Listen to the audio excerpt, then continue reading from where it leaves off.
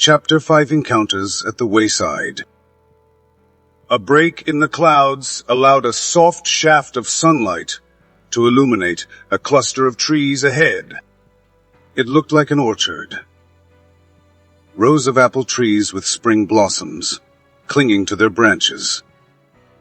The fly, weary from his journey through the murky edges of conflict, felt an urge to rest. As he neared, the sweet scent of blossoms and dampwood drifted up to greet him. He glided into the orchard, drawn by the allure of something peaceful and unscathed. The war-torn roads, trenches, and marching columns seemed momentarily distant. Here, white petals fluttered to the ground like gentle snow, gathering in soft piles around the trunks. The fly alighted on a fragrant blossom, its subtle sweetness enveloping him in calm. He rested, letting the tension of the previous hours drain away. For the first time since morning, he felt a sense of serenity. The orchard seemed shielded from the outside world, as if conflict had bypassed this patch of nature. He indulged in the nectar of the blossom, a quiet gratitude filling him. This place was a respite, a momentary sanctuary. Yet even here, echoes of the greater events intruded. Below, through the orchard's neat rows, he spotted figures in uniform. They were setting up a small encampment, pitching canvas tents, unloading crates of supplies, and whispering among themselves in hushed, urgent tones. The orchard served as a temporary haven for them as well. Curious, the fly drifted down to a low branch, where he could observe.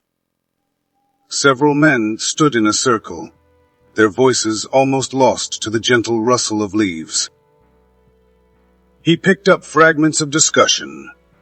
Something about a city to the east, a grand boulevard, and a towering architectural masterpiece that was the pride of their homeland. None of it formed a complete picture for the fly, but the tone was reverent, almost awed. One soldier gestured with a half-eaten ration, referencing a speech that would soon be delivered. The others exchanged glances laden with apprehension.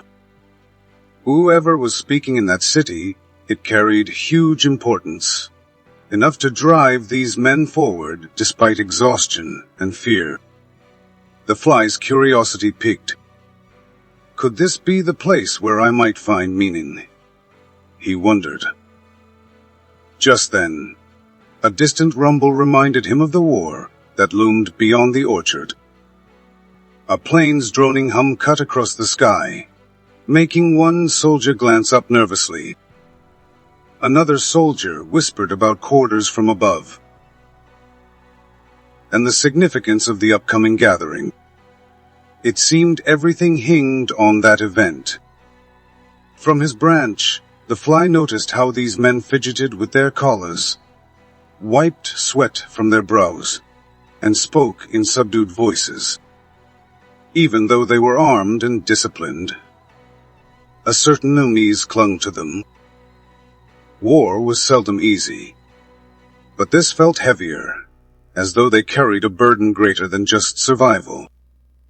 Minutes passed, and the encampment settled.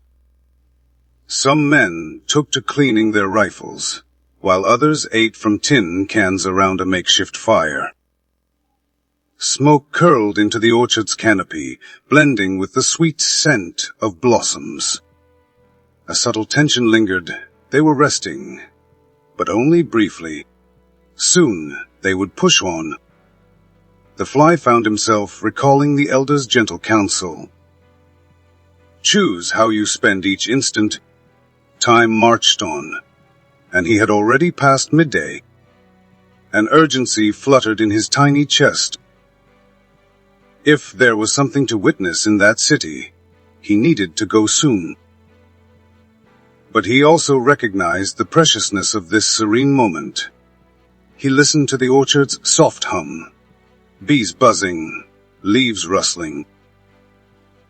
Even the soldiers' muted conversations felt strangely intimate, like a window into a larger story. The orchard stood as a reminder that pockets of beauty still existed in a world overshadowed by conflict. Eventually, the soldier who had spoken of the city rose to his feet, extinguishing the small fire with a boot. He shouldered his pack, and the others followed suit, gathering gear and preparing to move on. The orchard had served its purpose. Now they would march again. The fly, too, felt the call of the road.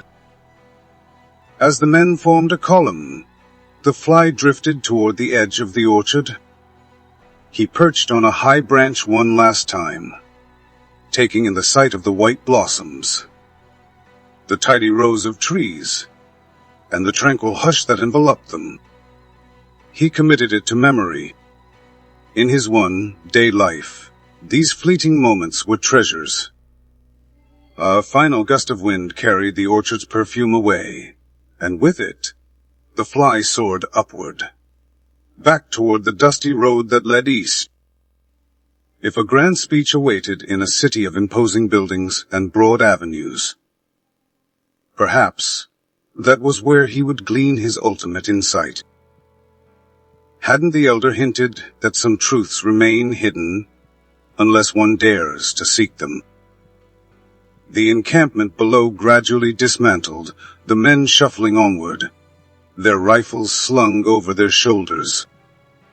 The orchard was left behind, a pristine testament to a world that could be, if conflict ever ceased. The fly watched them go, then turned his gaze to the sun, which had begun its descent. Time is running shorter still. He recalled the orchard's calm as a contrasting note in his journey. The small joys might be overshadowed by the thunder of war, yet they persisted. For a moment, he felt a pang of longing. Could he just remain there, sipping nectar until the end? But the thought was fleeting. The sense of purpose beckoned him forward, reminding him of an unfulfilled quest. Spreading his wings, he caught a favorable breeze and ascended, heading in the direction the soldiers marched. The orchard soon disappeared behind him, replaced by miles of rolling plains and distant villages. The wind carried new scents, cooking fires, manure, perhaps chimney smoke from cottages. Civilization was near, and beyond it lay the city whose name he did not know. In that gap between orchard and city, the fly felt the weight of possibilities. On one side the memory of blossoms and quiet reflection. On the other, the unknown promise of significance, even if it meant venturing deeper into danger. He chose to press on, as if guided by a thread of destiny he could only faintly sense. A final reflection drifted through his mind. If there is meaning, maybe it lies in the very act of searching. And with that thought, he left the orchard behind, forging ahead through the waning hours of his single, extraordinary day. Thank you so much for listening, and if you are still awake, please do me a huge favor. Just like and subscribe. I would greatly appreciate it.